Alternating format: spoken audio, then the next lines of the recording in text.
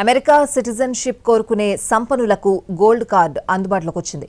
America అధ్యక్షుడు Donald Trump gold కార్డును launch చేశారు.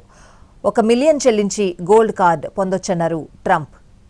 అమెరికా పౌరసత్వం కావాలని కోరుకునే సంపన్నులకు గోల్డ్ కార్డులు అందుబాటులోకి వచ్చాయి. గోల్డ్ కార్డ్ విక్రయాలను అమెరికా అధ్యక్షుడు ట్రంప్ ప్రారంభించారు. $1 మిలియన్ చెల్లిస్తే అమెరికాలో నివాసం పొందే అవకాశం దక్కుతుంది.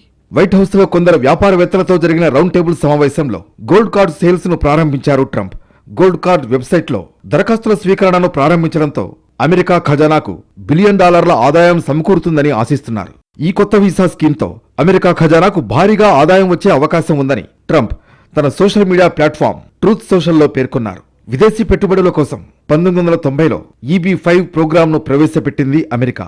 ఇందులో మోసాలు అక్రమాలు జరుగుతున్నాయని భావించిన ట్రంప్ $1 మిలియన్ గోల్డ్ కార్డును అందుబాటులోకి తెచ్చారు. అయితే కంపెనీలు మాత్రం ప్రతిభావంతుల కోసం $2 మిలియన్ చెల్లించాలి.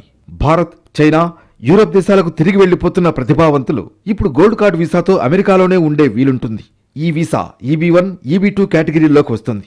అంటే అత్యుత్తమ నైపుణ్యాలు కలిగిన పరిశోధకులు, ప్రొఫెసర్లు, కళాకారులు, పరిశ్రమల నేతల వంటి వారికి ఇది వర్తిస్తుంది.